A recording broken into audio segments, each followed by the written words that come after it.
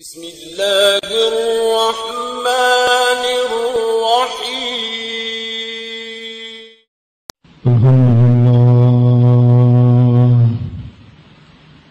سبحان الجبروت والملکوت والکبریاء والعظمہ ان الحمد للہ نحمده ونستعینه ونستغفره ونعوذ بالله من شرور أنفسنا ومن سيئات أعمالنا من يهده الله فلا مضل له ومن يضلل فلا هادي له وأشهد أن لا إله إلا الله وحده لا شريك له وأشهد أن محمدا عبده ورسوله أما بعد فإن خير الحديث كتاب الله وخير الهدي هدي محمد صلى الله عليه وسلم وشر الأمور محدثاتها وكل محدثة بدعة وكل بدعة ضلالة وكل ضلالة في النار اللهم صل على محمد وعلى آل محمد كما صليت على إبراهيم وعلى آل إبراهيم إنك حميد مجيد اللهم بارك على محمد وعلى آل محمد كما باركت على إبراهيم وعلى آل إبراهيم إنك حميد مجيد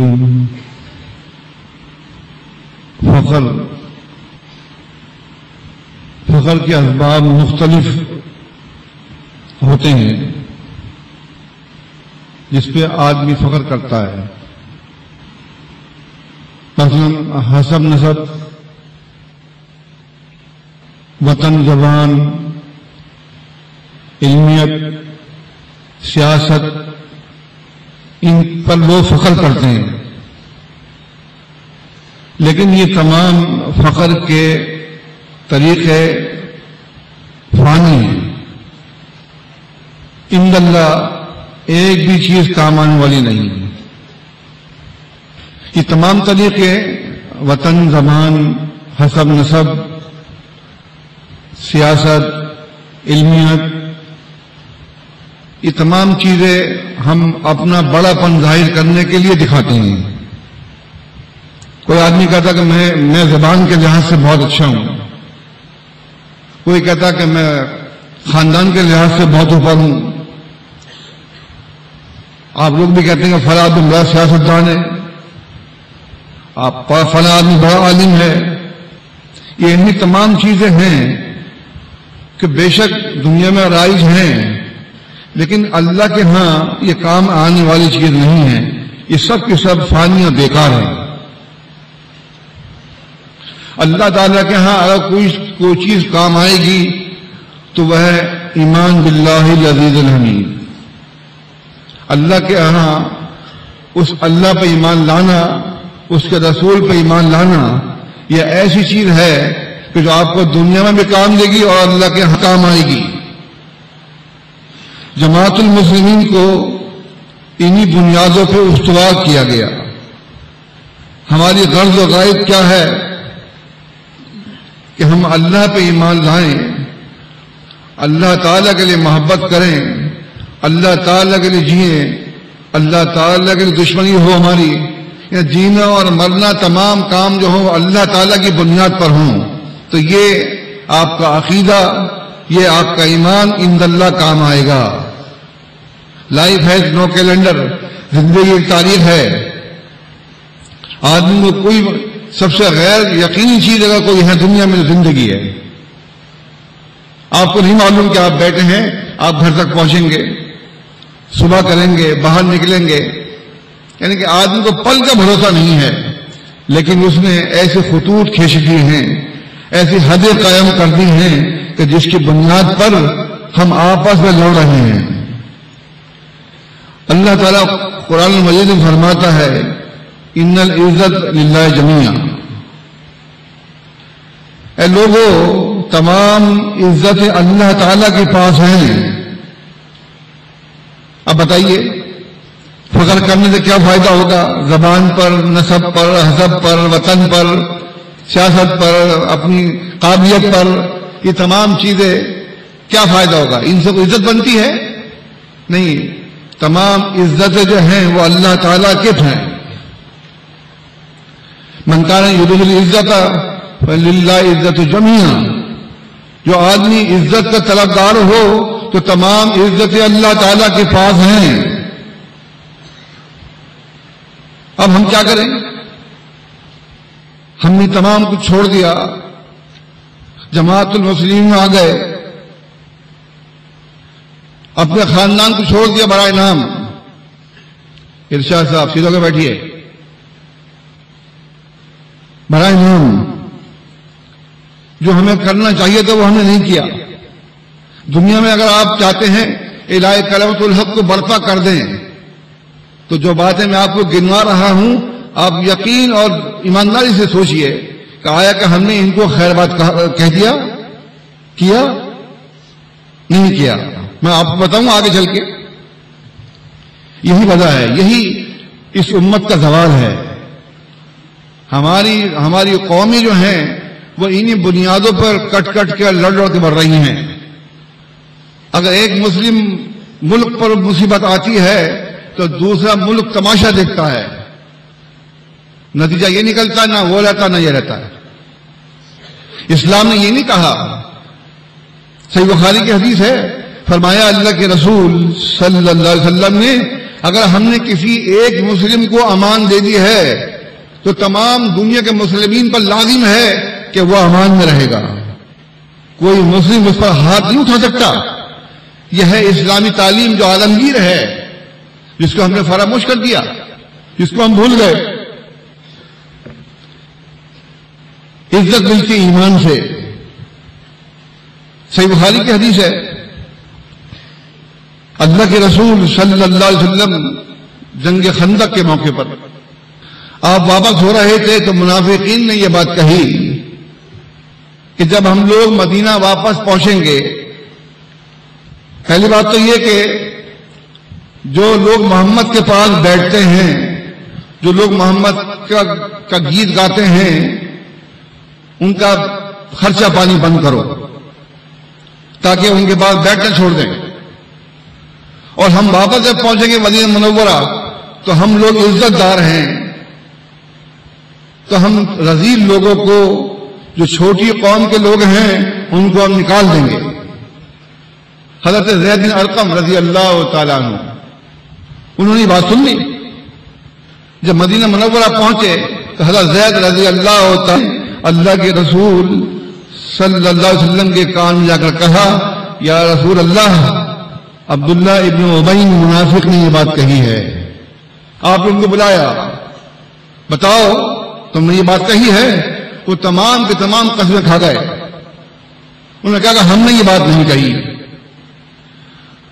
رسول اللہ صلی اللہ علیہ وسلم نے ان منافقین کا اعتبار کیا اور حضرت زید بن ارقم کی بات کو رد کر دیا. حضرت زید رضی اللہ پریشان ہو کر واپس چلے گئے اور افسردہ ہو گئے. ان کے چچا کہنے لگے، شاید تمہیں اس بات کا صدمہ ہے کہ رسول اللہ صلی اللہ علیہ وسلم نے تمہاری بات کو رد کر دیا اور منافقین کی بات مان لی.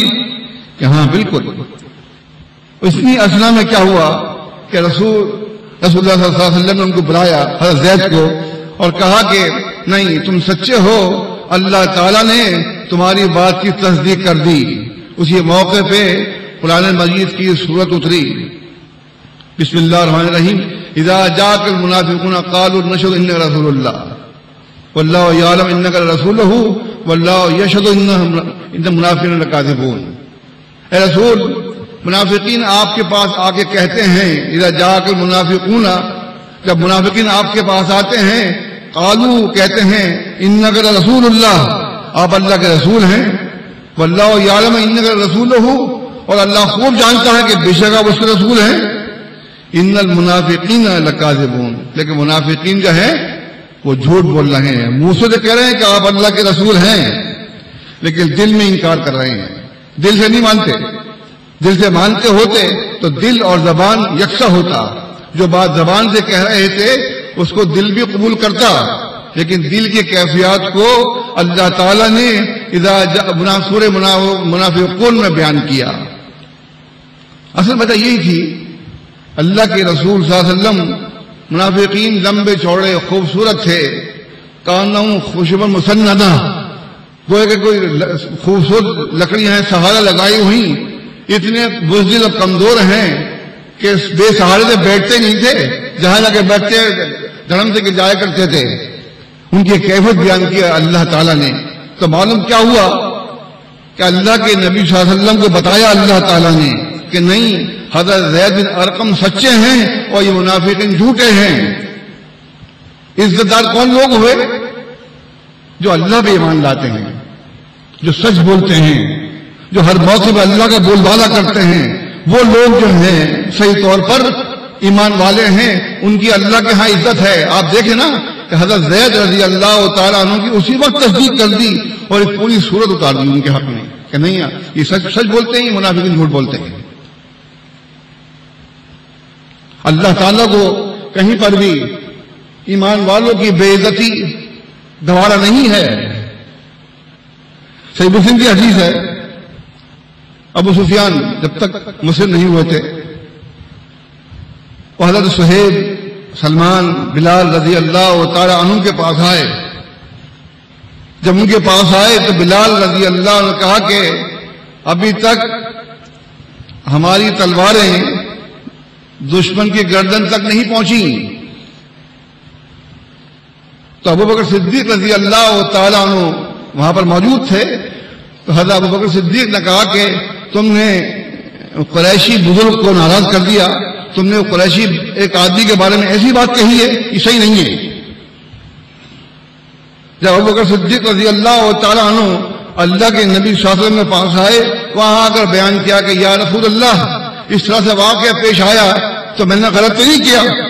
کہ کیا فرمایا اللہ کے نبی صلی اللہ علیہ وسلم نے کہ اے ابو بکر تم نے شاید اپنے ان دوستوں کو ناراض کر دیا ہے ابو سفیان کی وجہ سے، تم جاؤ ان کو جا کر مناؤ. تو یہ ہے ایمان والوں کی شان. اگر ابو سفیان رضی اللہ تعالیٰ عنہ کافر تھے تو ان کی کوئی وقت نہیں تھی اللہ کے نزدیک.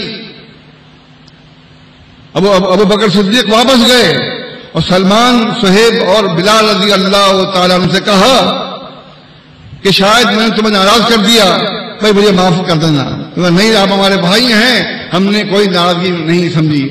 تو بتانے کا مقصد یہ ہے کہ اگر کوئی آدمی ایماندار نہیں ہے تو اللہ کے نبی صلی اللہ علیہ وسلم اللہ تعالیٰ اس کی عزت نہیں کرتے. اگر ان کی عزت ہوتی تو یہاں بھی معاملے چپ ہو جاتے. ابو سفیان کی بڑی حیثیت تھی، بڑے سیاست دان تھے، کافر تھے، کیا ہوا، سردار تھے، اپنے قبیلے کے بہت مالدار تھے، لیکن نہیں، آپ نے ابو سفیان کی خاطر ان تینوں کو ناراض کیا. نہیں، جا کے ان کو جا کے مناؤ پہلے، کیونکہ وہ ایمان والے ہیں اور ابو سفیان وہ ایمان والے نہیں تھے. اللہ کے نبی صلی اللہ علیہ وسلم فرماتے ہیں مصعب العالم حسن صدر سے، المومن غیظ کریم، مومن جو ہے وہ غیرت مند اور باعزت ہوتا ہے،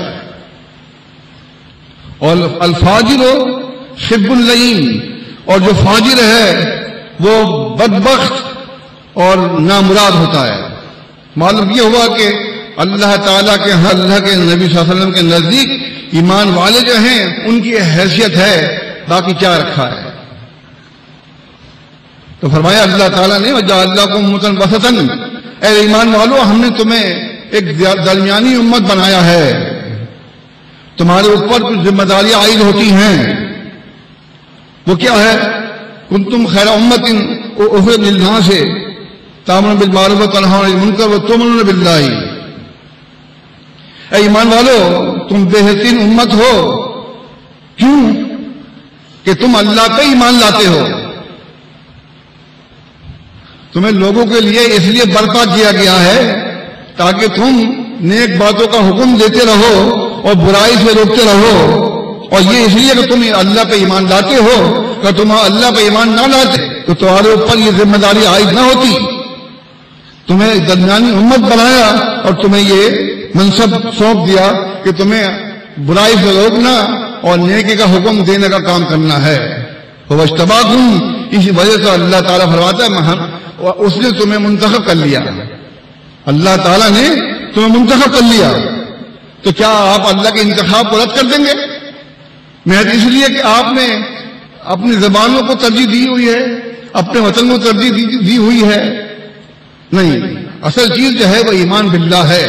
اگر آپ جماعت المسلمین کے فرد ہیں تو جماعت تو یہ دعوت دیتی ہے کہ اللہ پہ ایمان لاؤ. ہمارے یہاں سب لوگ، خواہ کوئی سی قوم کا آدمی ہو، کوئی سی زبان بولتا ہو، ہم سب آپس میں بھائی ہیں. یہ اسلام کا تقاضا ہے. اسلام اس چیز سے متقاضی ہے کہ ہمیں اس پر غور کرنا چاہیے. اللہ تعالیٰ نے فرمایا اور اس کتاب الذی اصطفینا من عبادنا، پھر ہم نے اپنے بندوں کو چنا جن کو ان کو کتاب کا وارث بنا دیا. قرآن مجید ان کو پر بھیجی، قرآن مجید کتاب ان کے اوپر نازل کر دی. کیوں نازل کری؟ کہ ان کو درمیانی امت بنایا، ان کو اس بات کے لیے نکالا، اس بات کے لیے برپا کیا کہ وہ اللہ پر ایمان لاتے ہیں تو وہ نیک باتوں کا حکم دے، برائی سے روکیں. اور پھر اسی بنیاد پر ان کو چن کر ان کو کتاب کا وارث دیا ہم نے. تو یہ ہے ایمان کی شان. اللہ تعالیٰ نے ایمان والوں کے لیے ایک ایسا بھی اعزاز دیا کہ ہمارے جو غلام اور لونڈی ہیں وہ بھی کافر ان کا مقابلہ نہیں کر سکتے. ہمارے غلام اور ہماری لونڈیاں ان کا مقابلہ کافر نہیں کر سکتا. اللہ تعالیٰ نے فرمایا قرآن مجید میں وَلَا تَنكِحُوا الْمُشْرِكَاتِ حَتَّىٰ يُؤْمِنَّ، اے ایمان والو مشرکین عورتوں سے نکاح مت کرو جب تک کہ وہ ایمان نہ لے آئیں. وَلَأَمَةٌ مُؤْمِنَةٌ خَيْرٌ مِّن مُّشْرِكَةٍ وَلَوْ أَعْجَبَتْكُمْ، تمہیں ایک لونڈی مومنہ اگر وہ لونڈی ہے لیکن ایمان والی ہے تو اس کو کیا درجہ دیا قرآن مجید میں؟ مومن لونڈی اس عورت کے مقابلے میں من مشرکتین وَلَوْ أَعْجَبَتْكُمْ، اگرچہ وہ مشرک عورت کا حسن، اس کا خاندان تمہیں تعجب میں کیوں نہ ڈال دے، اس کے مقابلے میں تمہیں اس لونڈی کو پسند کرنا ہوگا. خیر میں مشرکتین کہ مشرکتین وہ بہت بہتر ہے لونڈی، اگرچہ وہ کالی ہے، زر خرید ہے. یہ وجہ ہے کہ صحیح بخاری صحیح مسلم فرمایا اللہ کے نبی صلی اللہ علیہ وسلم نے جو آدمی لونڈی کو تربیت دے کر، اسلامی تعلیم دے کر اس سے شادی کر لے تو اس کو ڈبل ثواب ہے. یہ اسلام نے اس کو معیار دیا. کیوں؟ اس لیے کہ ایمان جو ہے اسی سے غلبہ ہوگا. آگے فرمایا والا تم کے مشرکین حتی یؤمنوا، اور مشرکین مردوں کا نکاح مت کراؤ جب تک کہ وہ ایمان نہ لے آئیں. وَلَعَبْدٌ مُؤْمِنٌ، مومن غلام بہتر ہے اس سے مشرک سے. وَلَوْ أَعْجَبَكُمْ، اگرچہ مشرک تمہارے پر تمہیں اچھا سننے لگے. اگر ایک مرد جو ہے وہ کافر ہے لیکن بہت خوبصورت ہے، خاندانی ہے، قریشی ہے، لیکن ایمان والا نہیں ہے وہ، اس کے مقابلے میں کیا فرمایا اللہ کے نبی صلی اللہ علیہ وسلم نے کہ عبد المومن، وہ غلام جو ہے مومن غلام، اس کو ترجیح ہے.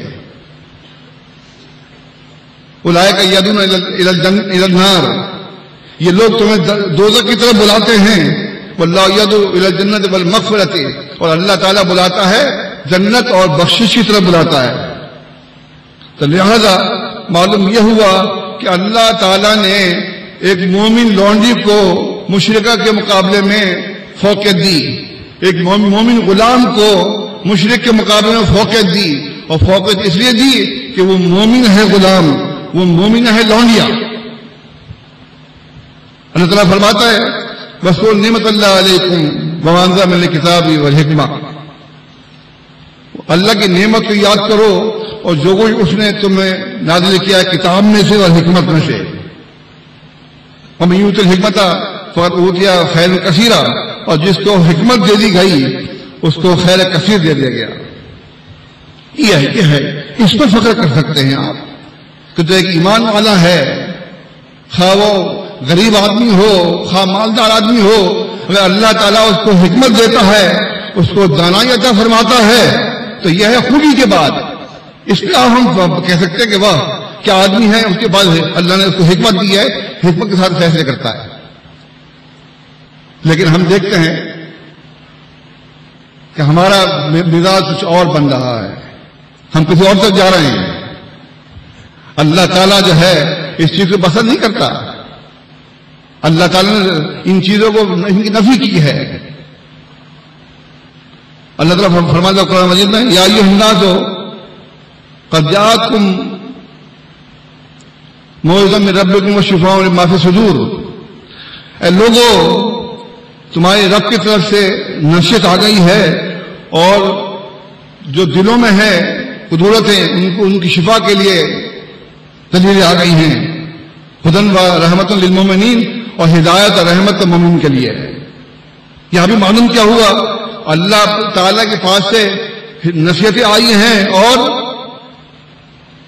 شفاء لما فی الصدور، اور دلوں کے اندر جو بیماریاں ہیں ان کو صاف کرنے کے لیے، ان کو شفا دینے کے لیے اللہ تعالیٰ نے قرآن مجید کو اتارا، اس میں ایسی آیات اتاری ہیں جس کے پڑھنے سے آدمی کے دل کو شفا ملتی ہے۔ تو یہ فقر کی چیز ہے، اس پر آپ ناز کریں کہ اللہ تعالیٰ نے ہمیں نصیحت دی ہے، اللہ نے ہم قرآن مجید میں ایسی ایسی آیتیں اتاری ہیں، اس پر فخر ہو سکتا ہے، اس سے بات ہو سکتی ہے۔ لیکن جن باتوں پر جس سے ہم جا رہے ہیں وہ بربادی کا راستہ ہے، وہ زوال کا راستہ ہے، وہ اچھائی کا راستہ نہیں ہے۔ آگے فرمایا اللہ تعالیٰ نے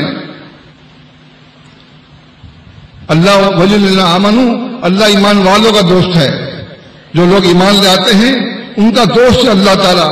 تو یہاں بھی ایمان کو غلبہ، جس کے پاس ایمان ہے اللہ اس کا دوست ہے، جس کے پاس ایمان نہیں ہے اللہ اس کا دوست نہیں ہے۔ وَأَنْتُمْ أَعْلَمُ إِن كُنتُم مُؤْمِنِينَ، اگر تم ایماندار رہے تو تم غالب رہو گے۔ یہاں بھی یہی آیت کی تقاضا کر رہی ہے کہ اگر ہمارے پاس ایمان ہے تو ہم دنیا پر چھا جائیں گے، دنیا کے چپے چپے پہ الہ کلمۃ الحق کو پہنچا دیں گے آپ۔ اور اگر ایمان کی دولت نہیں ہوئی آپ کے پاس، ہمارے پاس، تو ہمارا کچھ بھی نہیں ہے۔ اللہ تعالیٰ جو ہے وہ ایمان کو پسند کرتا ہے، ایمان کا غلبہ جو ہے وہ ہمیں حاصل ہونا چاہیے۔ ابو داؤد میں ہے حسن سند سے، کسی صحابی نے پوچھا کہ اللہ کے رسول صلی اللہ علیہ وسلم ہم اپنی قوم سے محبت کرتے ہیں تو کیا بری بات ہے؟ اب فرمائے نہیں، اپنی قوم سے محبت کرنا بری بات نہیں ہے، لیکن اپنی قوم کی ظلم پر مدد کرنا بری بات ہے۔ اگر آپ دیکھتے ہیں ہماری قوم اور فلانی قوم میں جھگڑا ہو گیا تو آپ جو ہے اپنی قوم کی حمایت کریں گے بلا دیکھے۔ یہ فرمایا اللہ کے نبی صلی اللہ علیہ وسلم نے، فرمایا قوم سے محبت کرنا منع نہیں ہے، لیکن قوم کی مدد کرنا ظلم پر یہ منع ہے۔ آپ دیکھتے ایسے ہی ہو رہا ہے دنیا کے اندر، کوئی یہ جاننے کی کوشش نہیں کرتا کہ غلطی کس کی ہے۔ اگر غلطی ہمارے والے کی ہے تو اس کی حمایت نہیں کریں گے، یہ تو ہوتا ہی نہیں ہے۔ حمایت تو انہی کرنی ہے جو ہمارا اپنا ہے۔ تو جماعت المسلمین اس بات کو فروغ نہیں دیتی، جماعت المسلمین اس کی نفی کرتی ہے۔ جماعت المسلمین کہتی ہے کہ انصاف سے کام لو، جس آدمی کی غلطی ہے اسی کو پکڑو، خواہ اپنا ہو یا پرایا ہو۔ آپ دیکھتے ہیں کہ اللہ کے رسول صلی اللہ علیہ وسلم کا فیصلہ صحیح بخاری صحیح مسلم میں ہے، ایک قریشی عورت نے چوری کی، وہ پکڑ میں آ گئی، تمام قریشی پریشان ہو گئے کہ ہماری عورت کا اگر ہاتھ کٹ گیا تو ہماری تو نہ کٹ جائے گی، کیا کیا جائے؟ لوگوں نے کہا کہ ایسا کرتے ہیں کہ اللہ کے رسول صلی اللہ علیہ وسلم کو اسامہ بڑے عزیز ہیں، ان سے سفارش کرواتے ہیں۔ اسامہ رضی اللہ کو بھیجا اور چلے گئے اندر، اور کہا کہ اللہ کے رسول صلی اللہ علیہ وسلم قریش کی ایک عورت نے چوری کر لی ہے تو وہ قریشی ہے، تو اس سلسلے میں کوئی آپ رعایت برت لیں۔ تو رسول اللہ صلی اللہ علیہ وسلم کا چہرہ میں مبارک متغیر ہو گیا، آپ کو غصہ ہو گیا. آپ نے فرمایا کہ اسامہ من حد من حدود اللہ، تم اللہ تعالیٰ کی حدوں میں سے ایک حد کے بارے میں بات کر رہے ہو. اللہ کی قسم جس کے ہاتھ میں میری جان ہے، اگر اس عورت کی جگہ محمد کی بیٹی فاطمہ ہوتی تو میں اس کا بھی ہاتھ قلم کر دیتا. یہ ہے انصاف. یہ نہیں کہ اگر اپنی بیٹی ہے یا اپنے خاندان کا معاملہ ہے یا قریشی سردار ہے ان کا معاملہ ہے تو قانون بدل دیا جائے. نہیں، ایسا نہیں ہوگا. تو فرمایا اللہ کے نبی صلی اللہ علیہ وسلم نے قوم سے محبت کرنا منع نہیں ہے، مگر قوم کی ظلم پہ مدد کرنا منع ہے. آدمی کتنا اچھا ہو، کتنی خاندان والا ہو، اگر وہ پکڑ میں آ گیا تو لہذا اپنے نسب حسب پر فخر کرنا چھوڑ دیجئے. مسلم امام احمد میں ہے حسن سند سے، حضرت موسیٰ علیہ السلام کے زمانے میں دو آدمیوں میں یہ بحث ہو گئی، خاندانی بحث. ایک شخص نے اپنے خاندان کے 9 خاندان گنا دیے، ابن فلاں ابن فلاں ابن فلاں ابن فلاں ابن فلاں ابن فلاں ابن فلاں ابن فلاں ابن فلاں ابن فلاں. دوسرے آدمی نے جو اس نے کہا کہ فلاں بن فلاں بن مسلم، میں تو فلاں فلاں کا میرے باپ مسلم تھے، میرا تعلق اس سے ہے. اللہ تعالیٰ نے موسیٰ علیہ السلام پر وحی بھیجی اور فرمایا اللہ تعالیٰ کہ اے موسیٰ ان دونوں کے بیچ میں اللہ کی بات پہنچا دو. اس سے کہو کہ تیرے 9 خاندان جس کو تو نے گنایا ہے فقریہ طور پہ وہ دوزخ میں اور 10واں تو، اور یہ جس نے 2 خاندان گنائے ہیں اس کے دونوں خاندان جنت میں اور تیسرا یہ جنت میں. تو معلوم یہ ہوا کہ جو مسلم خاندان ہیں، اگر مسلم خاندان مرے ہیں، مسلم ہو کر فوت ہوئے ہیں، تو ان کے لیے خوشخبری ہے کہ اللہ تعالیٰ ان کو جنت میں بھیجے گا. اور وہ خاندان جو جنہوں نے رسول اللہ صلی اللہ علیہ وسلم کی مخالفت کی، اسلام کی مخالفت کی، اللہ کی مخالفت کی، ان کے لیے دوزخ ہے. ایک اور روایت ہے مسلم حاکم صحیح سند سے، فرماتے ہیں اللہ کے رسول صلی اللہ علیہ وسلم، اے لوگوں اپنے آباء و اجداد پر فخر کرنا چھوڑ دو جو مر چکے ہیں. آپس میں بیٹھ کے وہ اپنے مرے ہوئے خاندان مر ان کا ذکر کرتے ہیں فقریہ طور پر، نہیں، ان کا بیان کرنا چھوڑ دو، کیونکہ وہ فہم جہنم انہم فہم جہنم، وہ تو جہنم کا ایندھن ہے. جن کا تم فقریہ بیان کر رہے ہو یا فقریہ ان کا نام لے رہے ہو، وہ جہنم کا ایندھن ہے. اللہ تعالیٰ پہ یہ آسان ہے کہ جو کچھ بھی ان کا غرور تھا، ان کا تکبر تھا، ان کو ختم کر دیا. اور ایمان والو تم ایمان لے آئے ہو، ایمان کا تقاضا یہ ہے کہ اللہ تعالیٰ نے تمہاری جو یہ بو باز سی خاندانی اس کو لے گیا، کیونکہ کلکم بنو آدم، تم سب آدم کے بیٹے ہو، اور آدم جو ہیں مٹی سے پیدا کیے گئے ہیں. تم تمام لوگ آدم کے بیٹے ہو اور آدم علیہ السلام جو ہے وہ مٹی سے پیدا کیے گئے ہیں. تو لہذا اپنے اس قول پر غور کرو، اپنے مرے ہوئے بڑے بوڑھوں کے آباء و اجداد کو مت گنایا کرو، وہ جہنم میں جل رہے ہیں، جہنم کا ایندھن ہے. اب بتائیے کیا ہم ان کا ذکر کریں گے؟ اب ان کا معاملہ اللہ کے حوالے، ہمیں ان سے کوئی غرض نہیں ہے. ہم ان کا نام کیوں لیں؟ ہمیں چاہیے کہ اللہ تعالیٰ نے ہمیں برتر کیا ہے، اللہ تعالیٰ نے ہمیں ایمان کی دولت سے نوازا ہے.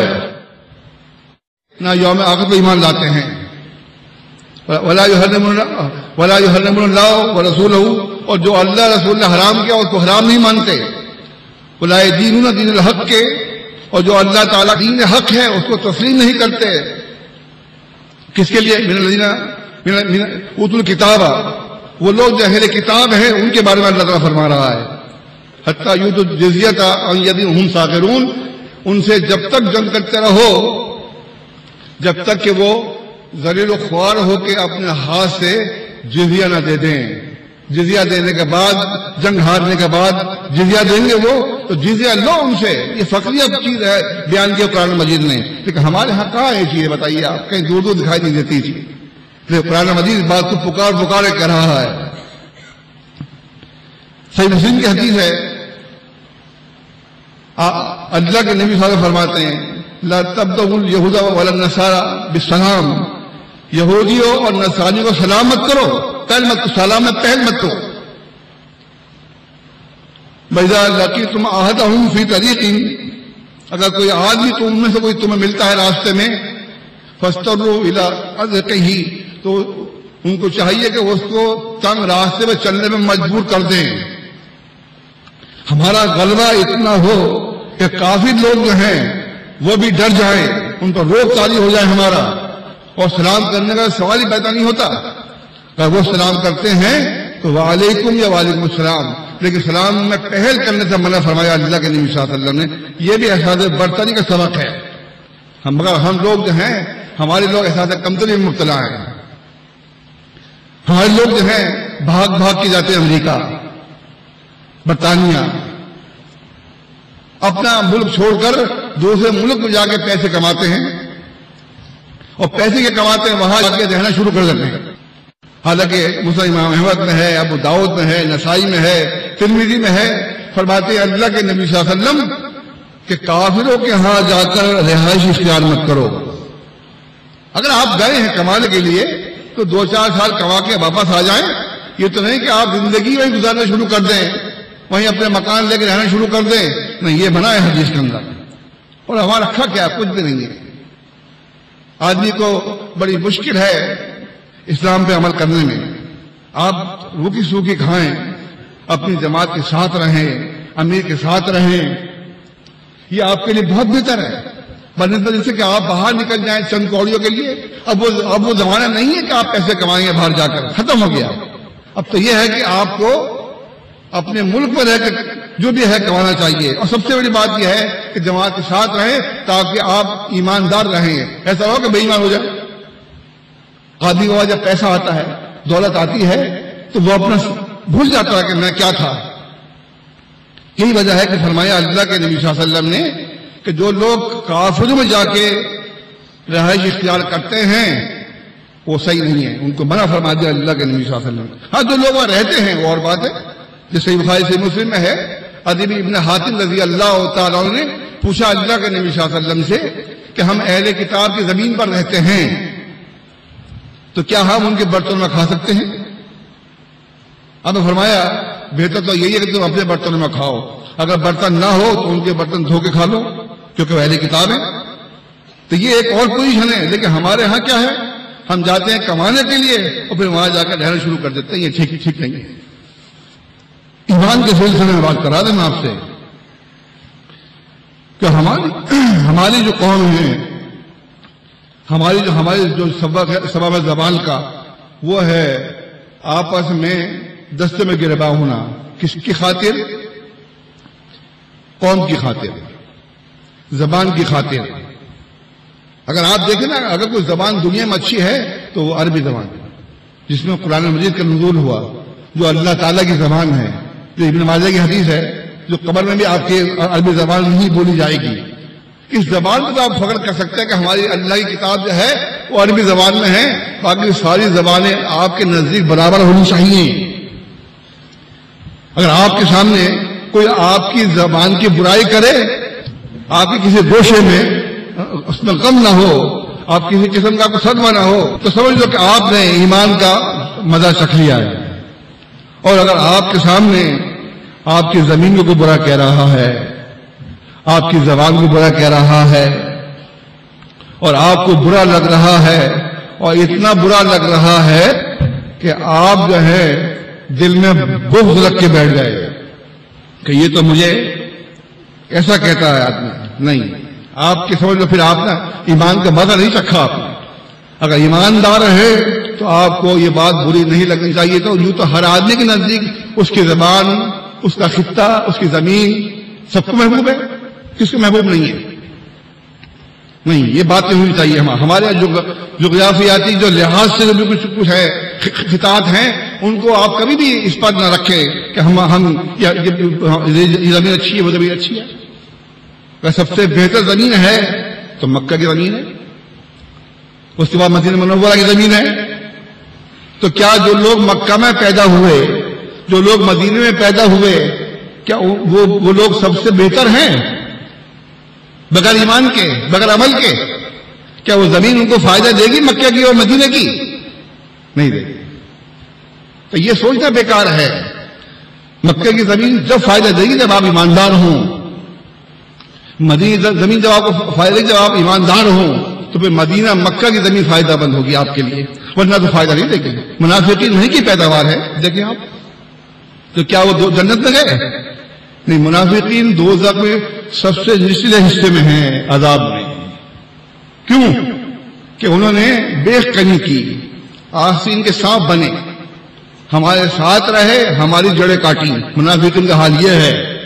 تو لہذا منافقین کو پہچان کے رکھیے، ان کے لیے بڑا دردناک عذاب ہے اللہ کے ہاں.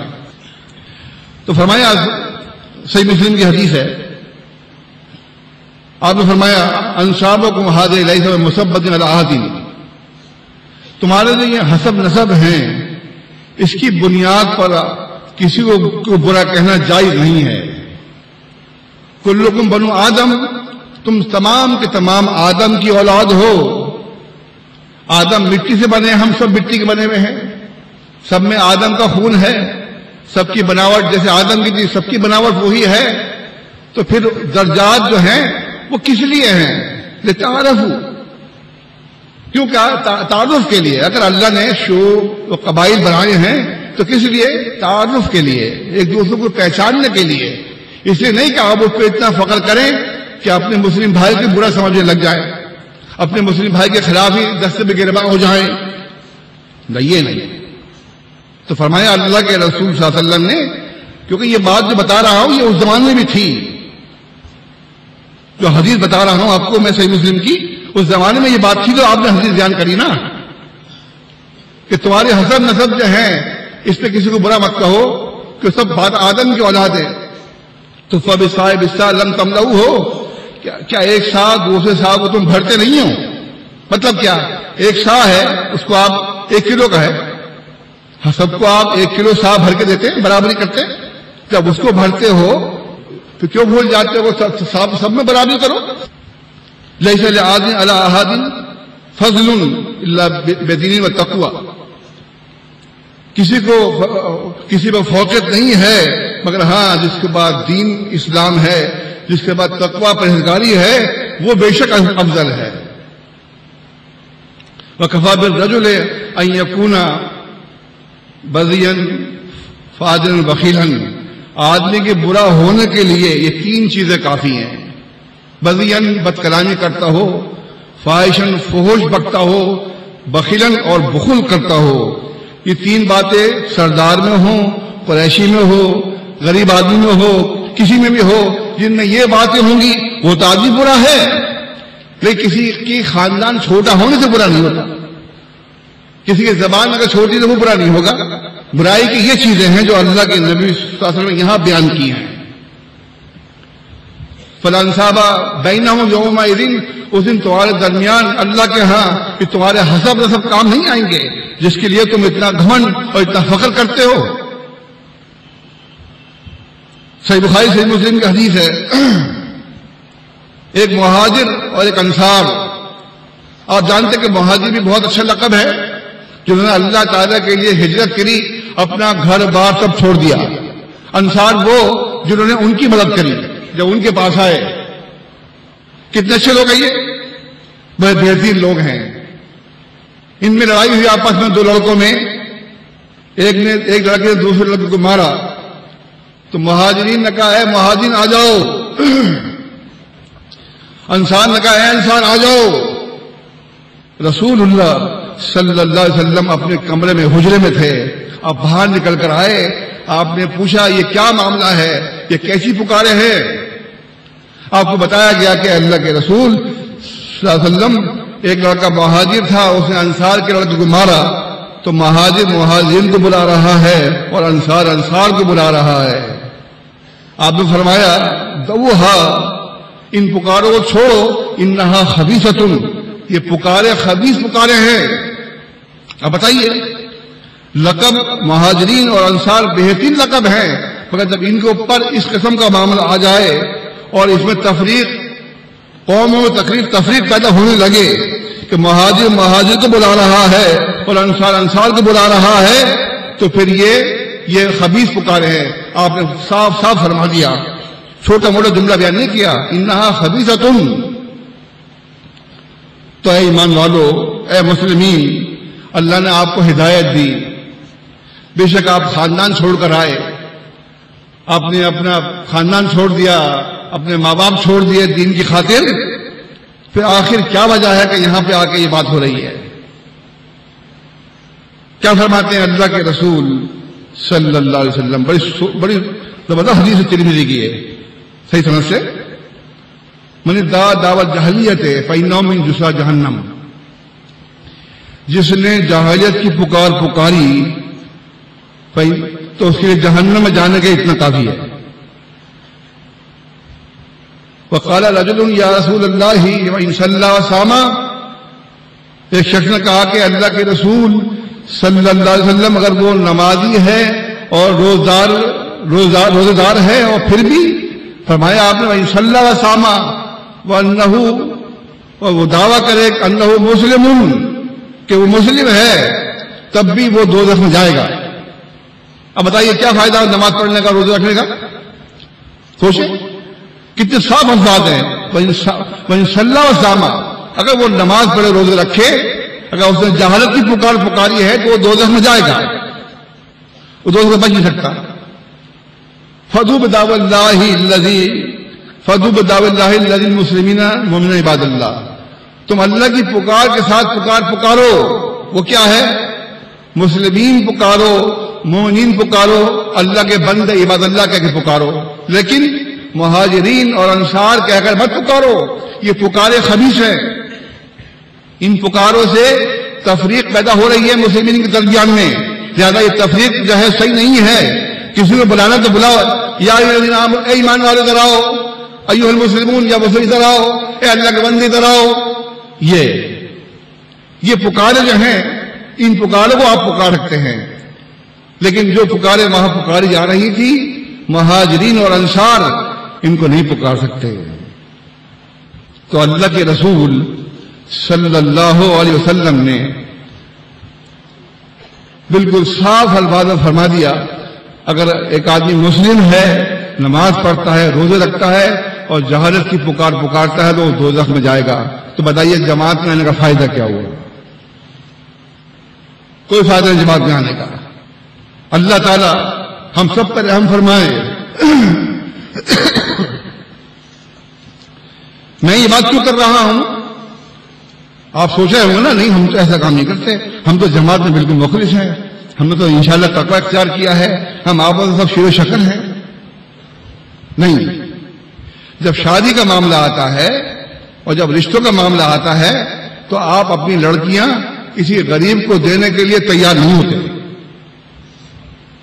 یہ ہے آپ کی دکھ کی رقم، وہاں پہ آپ کو اپنا سب یاد آئے گا، یہ لڑکا غریب ہے، یہ ایسا ہے، یہ ویسا ہے۔ کیوں بھائی؟ کیا غریب کے پاس ایمان نہیں ہے؟ کیا آپ کے پاس ایمان ہے؟ یہ کتنی غلط بات ہے، دیکھیں آپ، یہی وجہ ہے، یہ ہم آپس میں ایک ہیں، ہم سب لوگ فرقے چھوڑ کر آئے ہیں۔ تو بھائی آدمی غریب ہو یا مالدار ہو، تعلیم یافتہ ہو یا غیر تعلیم یافتہ ہو، اس کو اپنی بیٹی کا رشتہ دو۔ مسلم ہے نا، مسلم کی بنیاد پر۔ اگر نہیں دیں گے آپ تو پھر آپ نے ایمان کا مزہ نہیں چکھا، آپ ایماندار صحیح طور پر نہیں ہیں۔ نہ آپ جماعت سے مخلص ہیں، نہ امیر سے مخلص ہیں آپ لوگ، نہ اپنے آپ سے مخلص ہیں۔ آپ ایسا کر کے آپ اللہ کے ہاں کامیاب نہیں ہو سکتے۔ مجھے بتاؤ، آپ اللہ کے ہاں کامیاب ہو جائیں گے؟ ایسا کر کے نہیں ہو سکتے۔ ویسے امام احمد میں ہے، آپ کو سنا چکا ہوں میں، لیکن کیوں وہ جو صحیح بخاری کا حدیث ہے، ابو ہریرہ رضی اللہ عنہ کہتے ہیں اگر کسی بات پر عمل نہیں ہوتا ہے تو اس کو عمل کرانے کے لیے میں حدیث بیان کرتا رہوں گا، ہم بھی بیان کرتے رہیں گے۔ سنیں، جلبیب رضی اللہ عنہ، پتہ نہیں ان میں کیا نقص تھا، وہ شکل کے اچھے نہیں تھے، غریب تھے، پتہ یہ تو عمل نہیں ہوتا، لیکن ان کی شادی نہیں ہو رہی تھی۔ اللہ کے رسول صلی اللہ علیہ وسلم گزرے اور آپ نے فرمایا اے جلبیب آپ کی شادی ہو گئی؟ انہوں نے کہا کہ اللہ کے نبی صلی اللہ علیہ وسلم مجھے تو کوئی لڑکی نہیں دیتا۔ پتہ یہ بات ہمارے یہاں ابھی نہیں ہے، یہ اس زمانے میں تھی جو خیر القرون، تمام زمانوں میں سب سے اچھا زمانہ آپ کا زمانہ، اس زمانے میں یہ بات تھی جو میں سنا رہا ہوں آپ کو۔ اب ہمیں اچھا آؤ میرے ساتھ آؤ، اور وہ شادی ہونے کا وقت آ گیا ان کا، اور ان کا صبر دیکھیں آپ، ان کا صبر دیکھیں، کسی سے شکوہ نہیں، شکایت نہیں، کہیں نہیں ملتا۔ اگر لڑکی نہیں مل رہی ہے تو یہ نہیں باولا یار میں تو مسلم ہوں، جماعت کا آدمی مجھے کوئی لڑکی نہیں مل رہی ہے، ایسا کوئی بات نہیں، یہ صبر، استقامت۔ آپ کے نصیب میں شادی ہے، ہو کر رہے گی، اللہ کرا کر رہے گا۔ آپ کبھی دیکھ اس کو بھروسہ تو کریں اللہ پر، جب اللہ پر بھروسہ کریں گے تو پھر مزہ آئے گا، ذائقہ جب چکھیں گے آپ۔ اور نہیں بھی شادی ہوگی آپ کو جنت تو مل جائے گی نا، یا آپ مشرک لڑکی لا کے اپنی خواہش پوری کریں گے تو پھر خواہش کے بندے ہو، پھر خواہش پوری کر لو، پھر دیں گے کیا ہوگا، بربادی ہے، اور بچے پیدا ہوں گے تو دوگرے ہوں گے، کیا سمجھے، ان کا معاملہ خراب ہوگا، اچھا نہیں ہوگا۔ کان کھول کے سن میری باتوں کو، کان کھول کے۔ جلبیب رضی اللہ تعالیٰ عنہ کو آپ نے اپنی مہر نبوت لگائی صفحے پر اور کہا یہ لے کے فلاں گھر جاؤ آپ کی شادی ہو جائے گی۔ وہ لے کر پہنچے اور جا کے وہاں پر ان سے دستک دی، وہاں پر کہا کیا بات ہے، کیسے آئے؟ کہ یہ رقعہ دیا ہے اللہ کے نبی صلی اللہ علیہ وسلم نے۔ دیکھا انہوں نے، ہاں صحیح ہے، کیا بات ہے، آپ کی جو لڑکی ہے مجھ سے اس کی شادی کر دیں۔ آپ کے ہاں تو بڑا عیب سمجھا جاتا ہے کہ لڑکا خود جا کر رشتہ مانگ لے، اس کے کچھ قوانین ہیں، اس کی خاندانی طور پر کوئی بو بات ہوتی ہیں، ایسے نہیں ایسے ہوگا ویسے ہوگا، یہ ایسا ویسا ایسا کچھ بھی نہیں ہے۔ دیکھیں آپ سیدھا سا کام ہے، جو حاکم کی صحیح حدیث ہے سب سے اچھی شادی ہے جو سب سے زیادہ آسان ہے۔ آپ کے یہاں تو مہر اتنا، اتنے لوگ، اتنا زیور، اور یوں کر دو ہماری آخری لڑکی ہے، اور پھر بڑی لڑکی کہاں سے آئے گی ہماری، اس سے ادھار، اس سے مانگ، اس سے مانگ۔ انہوں نے کہا کہ بھائی بات یہ ہے تم ہماری لڑکی کے لائق نہیں ہو، یہ لو۔ ماں باپ نے، لڑکی کے ماں باپ نے جواب دے دیا کہ تم ہماری لڑکی کے معیار کے مطابق نہیں ہو۔ آج تک کہہ رہے تھے رشتہ جاتا ہے ہماری لڑکی ڈاکٹر نہیں ہے، آپ نے کس سے پڑھا، میٹرک پاس ہے؟ نہیں، سوری، یہ لڑکا ڈاکٹر ہے تو لڑکی ہے، ارے لڑکی نے میٹرک 8ویں جماعت پاس ہے، نہیں میں نہیں ہوں۔ ارے بھائی کیا ہوگی، آپ جماعت میں اس لیے آئے ہیں کہ آپ ڈگریوں کا پرچار کریں؟ بھائی اگر آپ ڈاکٹری آپ نے پاس کری ہے تو آپ نے کسی ایک احسان کیا کیا؟ اس لیے ڈاکٹر بنیں گے آپ میں شادی کروں ڈاکٹر نہیں کروں گا میں؟ ایسے لوگوں کا انجام خراب ہوتا ہے، شروع میں رشتے منع کرتے رہتے ہیں، وہ پھر ایک وقت آتا ان کو رشتہ کوئی نہیں دیتا، کیوں؟ عمر گل جاتی ہے، اس کی ایک اسٹیج ہوتی ہے عمر کی۔ اللہ کیا فرمایا صحیح بخاری میں ہے، بچہ بالغ ہو جائے تو اس کی شادی کر دو، ختم معاملہ، صاف ستھری بات ہے۔ اب اس میں تم یوں ہے جی ایسا ہے، ابھی مکان نہیں بنا، ابھی لڑکا اپنے پیروں پر کھڑا نہیں ہوا، یوں ہوا ایسا ہوا، یہ سب تعویلیں ہیں حدیث کے خلاف۔ اچھے مسلم ہو، سچے مسلم ہو، لڑکا بالغ ہو جائے، لو یہ جاؤ شادی کر دو، اس کی لڑکی ہو تب بھی۔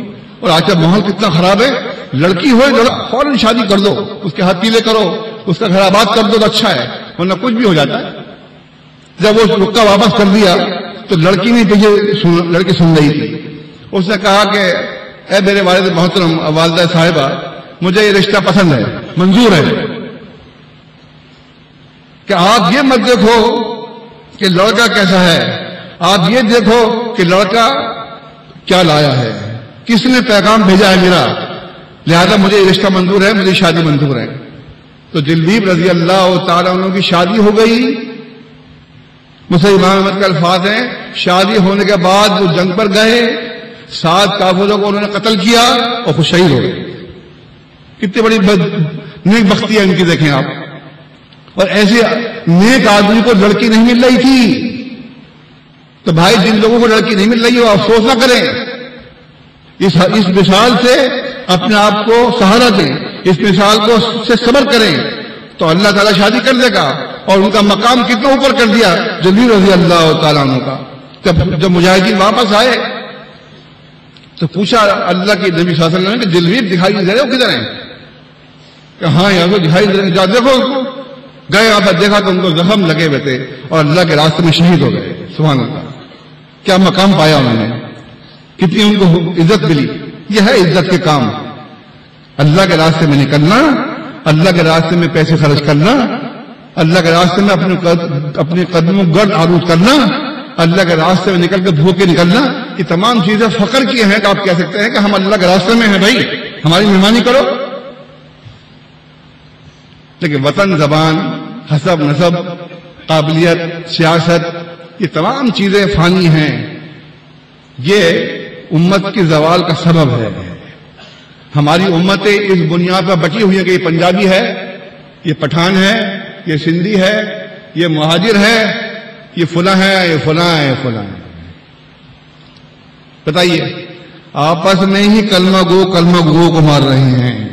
روزانہ اخبار کھولیں اور پکڑ لیں گے طالبان نے وہاں دھماکہ کر دیا، وہاں دھماکہ کر دیا، وہاں دھماکہ کر دیا. مرنے والا کون ہے؟ مرنے والا کیوں مر رہا ہے نہیں پتا، جو مار رہا ہے اس نے پتا میں نے کیوں مارا ہے. جو حدیث ہے مسلمان احمد صحیح سنت سے، ایک زمانہ ایسا آ جائے گا جو قتل ہو رہا ہے اس کو نہیں پتا میں کیوں قتل ہوا ہوں، اور جو قتل کر رہا ہوگا اس کو پتا میں کیوں مار رہا ہوں. سمجھے؟ تو یہ دور آ گیا ہے. جو صحیح بخاری صحیح مسلم کی حدیث ہے، حرج بہت ہوگا. حرج مانے کیا؟ قتل بہت ہوگا، قتل ہو رہا ہے. یہ قیامت کی نشانیاں پوری ہو رہی ہیں میرے بھائی. اگر آپ کو اللہ تعالیٰ نے جماعت المسلمین نصیب کر دی ہے تو ہوش کی ناخن لیں، اچھے عمل کیجئے. پتہ نہیں کس وقت موت آ جائے گی. یہاں سے نکلتے ہیں پتہ نہیں کہاں بم دھماکہ ہو گیا. ابھی سنا آپ نے وہاں دھماکہ وہاں دھماکہ. ارے میں نے کہا دھماکے ہوتے رہیں گے، اجتماع کیوں روکو، اجتماع کرو. اور آنے والوں بھی آفرین ہے، وہ بھی اپنی جان ہتھیلی میں رکھ کے اجتماع میں آ گئے. اللہ تعالیٰ آپ کی مدد کرے گا، آپ کے ایمان میں ترقی دے گا. میں تو یہ کہوں گا ایمان مضبوط ہے تو انشاءاللہ جماعت کو ایسے لوگوں کی ضرورت بھی ہے. جن کا ایمان کمزور ہیں تو ان کو دیکھ کے مضبوط ہو جائے. ہمیں ضرورت ان کی بھی ہے، جو بھی ہیں انہیں کو لے کے چلتا ہے. تو اللہ کے رسول صلی اللہ علیہ وسلم نے بڑی صاف صاف حدیثیں بتا دی ہیں. تو میرے بھائی ہمارے اندر کا رشتے نہیں ہوں گے. لاہور سے پنڈی، پنڈی سے لاہور، لاہور سے کراچی، لاہور، یہ تمام ایسی چیزیں ہیں کہ اپنی بیٹیوں کو بہائیے. جو بچہ ایماندار ہے، صوم صلات کا پابند ہے، بے شک اس کی تنخواہ 5000 ہے، لیکن اس میں ایمان کی دولت ہے نا. ایمان کی دولت پہ جو ہم فخر کر رہے ہیں تو آپ نے اس کو کیسے نظر انداز کر دیا؟ نہیں، اس کو دیکھ کے آپ کہہ کے نہیں ہے لڑکا مسلم ہے. اگر گھر میں عورتیں ٹک ٹک کرتی ہیں تب تو بیٹھو، صحیح ہے، ہم جماعت کے لوگ ہیں، ہمیں یہ سب دیکھنا ایمان. عورتیں بھی بڑی بس کیا بتائیں، عورت تو پسلی ہے نا. سیدھے کام کم ہی ہوتے ہیں ان لوگوں سے، کیونکہ پسلی ہے، پسلی ٹیڑھی رہتی ہے، سیدھی تو ہوتی رہیں گی، ٹوٹ جائے گی، سیدھی نہیں ہوگی. تو لہذا خواتین کو بھی سمجھائیے کہ ایمان کا مظاہرہ کریں تو انشاءاللہ تعالی اللہ تعالیٰ بہت بہتر کرے گا. اور بعض جگہوں پر قربانی دینی پڑتی ہے. یہاں پر قربانی لڑکی نے دی، لڑکی نے قربانی دی بے شک آپ کہیں گے، لیکن آپ سمجھیں کہ وہ بھی بہت نیک آدمی تھے. جلیل رضی اللہ تعالیٰ عنہ جو اللہ کے راستے میں شہید ہوئے. صحیح مسلم کی حدیث ہے، ایک خاتون تھی بہت خوبصورت، ان کے شوہر مر گئے. اللہ کے نبی صلی اللہ علیہ وسلم نے فرمایا جب تم عدت پوری کر لو تو مجھے بتانا، میں تمہارا نکاح کر دوں گا. اگر امیر کہہ دے میں شادیاں کر دو، سوچتے رہتے ہیں ارے بھائی کرو نا یار. امیر کی اچھی بات ہے، معروف بات ہے، آپ اسے ہمت کریں، حوصلہ کریں. اب باہر دیکھو جو لوگ ناحق ہیں، گمراہ ہیں، ان کا کیا حال ہے؟ ان کا امیر آتا ہے ان کا ہوا تو جو کچھ کر جائے سب مان لیتے ہیں. ایسے ہاتھ پکڑا جائے لے جاؤ بھائی، لے گیا وہ، کسی کی مجال نہیں ہے. جو گمراہ ہیں اور آپ حق پر ہو کے آپ کا حال یہ ہے. شرم آتی ہے مجھے. جب وہ عدت سے پاک ہوئی تو 3 رشتے ان کے پاس آئے. ابو جہم، ابو سفیان اور اسامہ بن زید بن حارثہ رضی اللہ تعالیٰ عنہ. صحابی کہیں انہوں نے کہا کہ اللہ کے نبی صلی اللہ علیہ وسلم آپ نے فرمایا تھا کہ میرے پاس 3 پیغام آئے ہیں، آپ مجھے بتائیے کہاں شادی کروں. آپ نے فرمایا ابو جہم تو عورتوں کو مارتے بہت ہیں، اپنے کندھے پہ لکڑی رکھتے ہیں. ابو سفیان جو ہیں وہ مفلس ہیں، تم اسامہ سے شادی کر لو. اب اسامہ کالے آدمی، سیاہ فام، اور یہ بھی تھا کہ آپ کو بڑے محبوب تھے. اگر ایک ران پر حسن تھے تو دوسری ران پر اسامہ ہوتے تھے. اتنی محبت کرتے تھے آپ. ایک طرف آپ کا نوازا تو دوسری طرف آپ کے منہ بولے بیٹے تھے زید رضی اللہ تعالیٰ عنہ. اس طریقے سے آپ نے فرمایا وہ سوشل میں پڑ گئی، کیا کروں. اسامہ کالے تھے، سوچتے رہی. انہوں نے کہا اے اللہ کے نبی صلی اللہ علیہ وسلم کیا آپ حکم دے رہے ہیں مجھے شادی کرنے کا؟ اللہ فرمایا میں حکم نہیں دے رہا ہوں، ان کے ہی حالانکہ سیرے حکم کے ہی ہیں. کیا فرمایا میں حکم نہیں دے رہا ہوں لیکن ان کے ہی تم شاید تم نکاح کر لو، تم نکاح کر لو. وہ خاتون سمجھ گئی کہ رسول اللہ صلی اللہ علیہ وسلم کی دلی خواہش تو یہی ہے کہ میں شادی کر لوں اسامہ سے، اگرچہ میرا دل اس کو مان نہیں رہا ہے. بہرحال انہوں نے قربانی دے دی اپنے دل کی. دل کی بات اگر ہر جگہ مانی جائے گی نا تو بات چلتے نہیں ہے. جو آدمی دل کی قربانی دینا سیکھ جائے وہ ہر جگہ کامیاب ہے. کیا سمجھا؟ جو آدمی دل کی قربانی دینا سیکھ جائے وہ ہر جگہ کامیاب ہو جائے گا انشاءاللہ تعالی. انہوں نے کیا کیا؟ شادی کر لی. صحیح بخاری کی حدیث ہے جب شادی کری ان میں اتنی محبت ہوئی کہ ان کی محبت کے چرچے ہونے لگے. آپ جانتے ہی ہیں کہ محبت بازاروں میں نہیں ملتی، محبت اللہ کے پاس سے آتی ہے. جب خاتون نے صحابیہ نے قربانی دی، اپنی خواہش کی اور اللہ کے نبی کی بات پر عمل کرتے ہوئے شادی کر لی تو محبت تو ہونی ہی تھی. تو بھائی اس طرح ہم کیوں نہیں کرتے؟ آخر ہم بھی تو انہیں کے پیروکار ہیں. اللہ کے نبی صلی اللہ علیہ وسلم صحابہ اکرام کے پیروکار ہیں. ہمیں بھی سوچنا چاہیے. ہم لوگ اپنے مابین، میں سچ بتا رہا ہوں کہ آپ نہ کہیں منہ سے لیکن دل و دماغ میں آپ کہے کہ میں پنجابی ہوں، میں اپنی لڑکی کسی اردو اسپیکر کو نہیں دوں گا. سندھی کہتے کہ میں نہیں دوں گا ادھر پنجاب. یہ کیا ہے؟ یہ ایمان کا تقاضا نہیں ہے، ایمان کا دیوالیہ ہے. یہ سمجھ لیں آپ. ایماندار بننا ہے تو جو آدمی مسلم ہے، جو جماعت المسلمین میں شامل ہے، جس نے امیر کے ہاتھ سے بیعت کی ہے، اس کا ساتھ دو، اس کو اپنے سینے سے لگاؤ. غریب کے بچہ ہے سینے سے لگاؤ. آپ دیکھتے ہیں کہ باہر لوگ خاندان میں کتنا ایک ہے. سکھ جو پلے درجے کے مشرک لوگ ہیں ان کا کوئی آدمی بیکار ہو جائے وہ بھیک مانگتا دیکھیں اس کو بھیک مانگتا ہوا اس کا ہاتھ پکڑ کے لے جائیں گے اور اس کو دیں گے یہ لو پیسے کاروبار کرو، کیا بھیک مانگتے ہو سیکھو کر. تو میرے بھائی ہم تو وہ قوم ہیں، بہادر قوم کے بچے ہیں، اسلام کے ماننے والے ہیں، تو ہم کیا کر رہے ہیں؟ تو جماعت المسلمین کو اس چیز کی اشد ضرورت ہے. اسباب زوال امت یہی ہے. فرقہ بندی نے کوئی کسر نہیں چھوڑی تھی، فرقہ بندی نے کوئی کسر نہیں چھوڑی تھی، لیکن اس کے بعد رہی صحیح کسر یہ ہماری وطن پرستی نے، صوبہ پرستی نے، قوم پرستی نے پوری کر دی. تو یہ آج آپ یہاں سے یہ عزم لے کر جائیں گے اس اجتماع سے کہ ہم صرف مسلم ہیں. جو صحیح بخاری صحیح مسلم کا حدیث ہے، فرماتے ہیں اللہ کے رسول صلی اللہ علیہ وسلم کہ ایک مسلم دوسرے مسلم کو تقویت دیتا ہے. کل بنیان وہ ایک عمارت کی مانند ہے. جس طرح کہ ہم ایک عمارت بناتے ہیں اس میں اینٹیں چنتے ہیں، اس طرح تمام مسلمین جو ہیں وہ ایک عمارت ہیں اور اینٹیں جو ہیں وہ مسلمین ہیں. اس طرح ہمیں آپس میں تفریق نہیں، یکجا ہونا چاہیے اور جو کچھ بھی اسلام کہتا ہے اس پر عمل کرنا چاہیے. کوئی اگر لڑکا کالا ہے، آپ جانتے ہیں نا سارے لڑکے نہ گورے نہ کالے، اللہ نے رنگ برنگ کے لوگ پیدا کیے ہیں، الگ الگ ان کے نقش و نگار ہیں، الگ الگ ان کے خاندان ہیں. مگر یہ سب چیزیں کس لیے ہیں؟ صرف اس لیے کہ آپ ان کو دیکھ کے پہچان لیں، کہاں یہ آدمی فلاں آدمی ہے، یہ فلاں پہچان. اگر سب کی صورت یکساں ہوتی تو پہچاننے میں دشواری ہوتی، بلکہ آپ پہچانتے ہی نہیں. اللہ نے صورتیں کیوں الگ الگ بنائی؟ لتعارفوا، قبیلے کی بنائیں الگ الگ لتعارفوا. الگ الگ لوگ کیوں بنائیں گے؟ تعارفو، سب کو اس لیے بنا کے ایک دوسرے کو پہچان کر لیں، لیکن ان پر فخر کرنا، وہ اس چیز کو فروغ دینا، یہ اسلام کا شیوا نہیں۔ جماعت المسلمین اس کو نہیں مانتی۔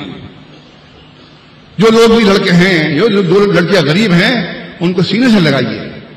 اچھا ہاں ارے بھائی ہماری بیٹی ہے، اللہ ہمیں کچھ نہیں چاہیے، لڑکی مسلم ہے، 100 سال کی پابند ہے، جماعت کو مانتی ہے، امیر کے ہاتھ میں بیعت ہے، چلو جی لے جاؤ۔ ایسا نہیں کرتے آپ کو۔ جب ایسا کریں گے تو یہ خاندان اتنا زبردست ہوگا کہ دنیا میں چھا جائے گا۔ اور اگر آپ نے وہی روی اختیار کری کہ یہ ایسا ہے یہ ایسا، تو پھر آپ اللہ کے ہاں بھی کامیاب نہیں ہوں گے اور دنیا میں ذلیل رسوا رہیں گے۔ آپ کو چاہیے کہ جو کچھ میں نے بتایا ہے اس پر عمل کیجیے۔ مسلم احمد کی حدیث ہے حسن سند سے، فرماتے ہیں اللہ کے رسول صلی اللہ علیہ وسلم، یا ایھا الناس ان ربکم واحد، اے لوگوں تمہارا رب ایک ہے، ان اباکم واحد، تمہارے والد محترم بھی ایک ہیں، جد اعلیٰ آدم علیہ السلام بھی ایک ہیں، تمہارا رب ایک، آدم علیہ السلام، تمہارے باپ ایک۔ اللہ لا فضل لعربی علی اعجمی، خبردار ہو جائیے کسی عربی کو کسی اجمی پہ فوقیت نہیں ہے۔ اجمی کیا؟ غیر عربی۔ دوستو حاکم کی حدیث صحیح سنت سے یاد آئی مجھے، اللہ کے نبی صلی اللہ علیہ وسلم نے خواب دیکھا۔ آپ نے خواب میں دیکھا کہ کالی بکریاں سفید بکریوں میں مل گئی، آ کے کالی بکریاں سفید بکری میں آ کے مل گئی۔ تو صحابہ کرام نے کہا کہ اللہ کے رسول صلی اللہ علیہ وسلم آپ اسے کیا تعبیر دیتے ہیں؟ آپ نے فرمایا کہ ایک زمانہ ایسا آ جائے گا کہ عربی اور اعجمی آپس میں مل جائیں گے۔ اب بتاؤ آپ کیسے بچو گے؟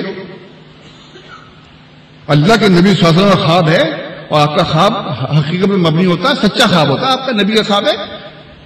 اب لوگوں نے پوچھا، صحابہ نے پوچھا اللہ کے نبی صلی اللہ علیہ وسلم اجمی کون لوگ ہیں؟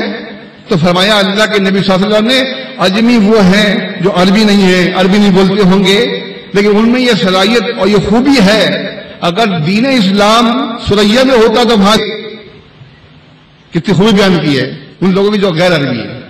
غیر عربیوں میں ایمان کی شدت اتنی ہے، ایمان کا شوق اتنا ہے، اتنی لگن ہے، اگر ایمان سریا میں ہوتا، ستاروں میں ایمان اگر ستاروں میں ہوتا تو وہاں سے نکال لاتے، اجمی وہ لوگ۔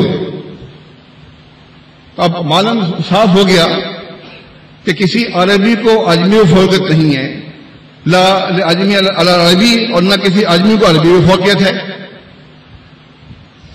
ولا احمر اسود، نہ گورے و کالے پہ، لا احمر نہ سفید کالے پر، نہ گورے کو کالے پر، نہ کالے کو گورے پر فوقیت ہے، الا بالتقوی، مگر ہاں جو متقی آدمی ہے، جو پرہیزگاری اختیار کرتا ہے، اس کو فوقیت ہے۔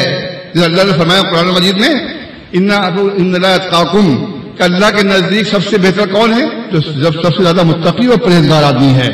تو لہذا پرہیزگاری اختیار کیجئے اور ان تمام چیزوں کو چھوڑ دیں۔ آپ فرقہ بندی کا جو زوال تھا اس سے بچ کر آئے، تو جماعت میں آنے کے بعد آپ نے یہ کام شروع کر دیا کہ وطن پرستی، قوم پرستی، زبان پرستی نہیں، یہ تمام چیزیں پنپنے کی نہیں ہے۔ جو اصول ہے اسلام کا وہ قصہ پاری نہ کر دیا آپ نے، نہیں، آپ جماعت اور مسلمین ایک جماعت بن کر رہیے۔ ہمارے ہاں کوئی گورا کالا نہیں ہے، کوئی عربی نہیں ہے، تمام مسلمین ہیں اور ایک پلیٹ فارم پر جمع ہیں۔ ہمیں یہ تفریق ہر حال میں ختم کرنی پڑے گی، تو انشاءاللہ تعالی اللہ کی مدد آئے گی، اس کی رحمتیں اتریں گی، آپ تصور نہیں کر سکتے اتنی انشاءاللہ برکتیں ہوں گی آپ کے ساتھ۔ لیکن وہ جب یہ ہوگی جب کہ آپ کو ان میں قربانی دینے کا جذبہ پیدا ہو جائے آپ میں۔ بہرحال وقت کہہ رہا ہے کہ تقریر ختم کر دوں، تو بہرحال جو ہم نے سرخی میں لگائی تھی وہ یہی تھا کہ امت کا زوال جو ہے وہ ان تمام چیزوں سے ہوا جو باہر آپ دیکھ رہے ہیں۔ پھر بھی اللہ کا فضل ہے، کرم ہے کہ ہم ان کو چھوڑ کے جماعت کے اندر آئے ہیں، تو ہمیں یہاں پر آ کر ایک جسم کے مانند ہونا چاہیے، جیسے کہ اللہ کے نبی صلی اللہ علیہ وسلم فرمایا کل بنیان کل جسد، تمام مسلمین ایک جسم کے مانند ہیں۔ اگر کسی جسم میں تکلیف ہوتی ہے تو تمام مسلمین کو اس کا درد ہونا چاہیے، تمام مسلم اٹھ کھڑے ہوں اس کے تکلیف کو دور کرنے کے لیے، تو انشاءاللہ تعالی ہم ضرور کامیاب ہو جائیں گے۔ فرقہ بندی جو ہے اس سے بھی زوال آیا، اور جو رئیس کثر تھی وہ ان چیزوں میں پوری کر دی جو میں بتا رہا تھا آپ کو۔ تو لہذا ہمیں ان تمام چیزوں کا مشاہدہ کرتے ہوئے آئندہ کے لیے ضرور یہ عزم کرنا ہوگا کہ ہم کبھی ایسی بات نہیں کریں گے جس سے کہ قوم پرستی کی بو آئے، زبان پرستی کی بو آئے، وطن پرستی کی بو آئے، نہیں، بالکل نہیں۔